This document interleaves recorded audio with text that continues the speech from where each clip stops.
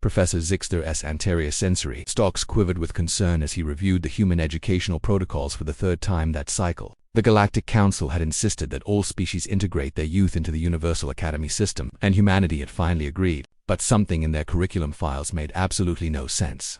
Recess, he muttered, his translator struggling with the alien concept. Unstructured physical activity period. Mandatory daily occurrence.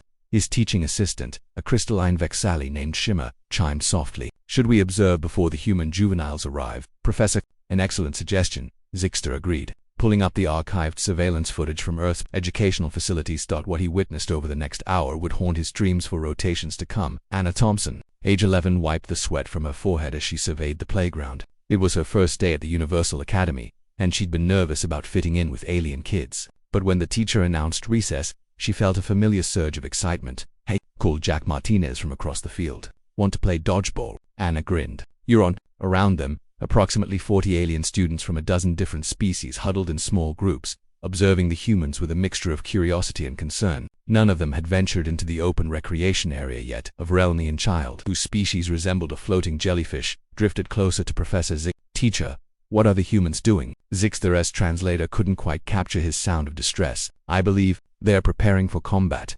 The game began innocently enough. Jack hurled a rubber sphere toward Anna with considerable force. She twisted, the projectile missing her by centimeters, and immediately her throw struck another human child square in the chest, producing a loud thwop that echoed across the courtyard. The alien students gasped collectively. The struck child merely laughed, jogged to the sidelines, and began cheering for his teammates. "They're teaching resilience to ballistic impacts," whispered Shimmer, their crystalline structure flickering with what might have been horror. "At this age, it gets worse," Zixter replied, pulling up another video file labeled Tag. In this barbaric ritual, human children chased each other at speeds that would exhaust most adult species, their primary objective being to physically strike one another before fleeing. The pursued humans employed evasive maneuvers that the professor had only seen in advanced military training simulations: sharp directional changes, sliding, even diving to the ground and rolling. "Pursuit and evasion training," noted a Krell observer, his scaled hide paling to a sickly yellow. "We don't teach this to our warriors until they've seen 3 solar cycles of preliminary conditioning." But the humans weren't finished. Jack organized a new activity called Capture the Flag, which appeared to be a full-scale tactical warfare simulation without weapons. Teams formed, strategies were whispered, and then chaos erupted. Anna led a flanking maneuver around the left side while 3 teammates created a diversion. She sprinted across terrain that included a climbing structure, which the human juveniles scaled with terrifying ease, leaped over a low barrier, and grabbed the opposing team's flag before anyone could react.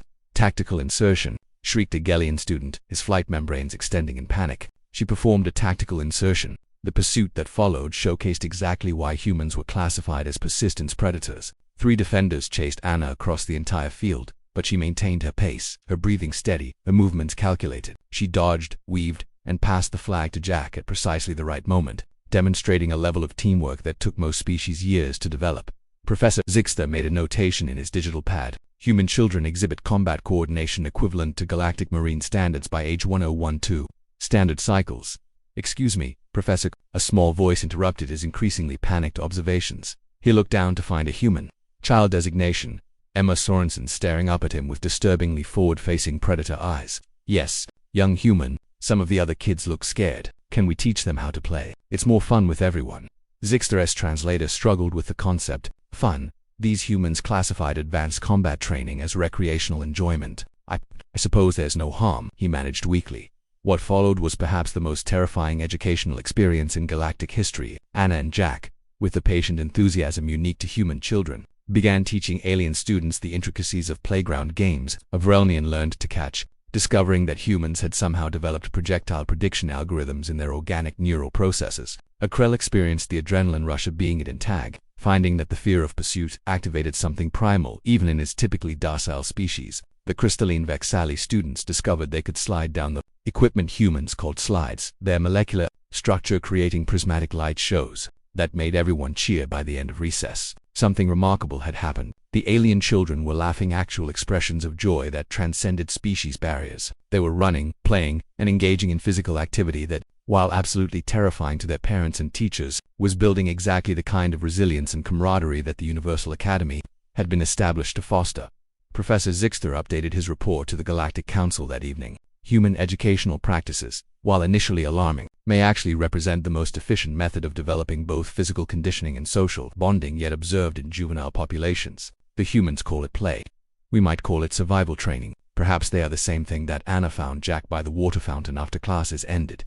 "Today was awesome," she said. "Did you see how fast that Krell kid got once he figured out the rules?" Jack nodded enthusiastically. "And the Vrelnians are naturally good at dodging. Tomorrow we should teach them kickball."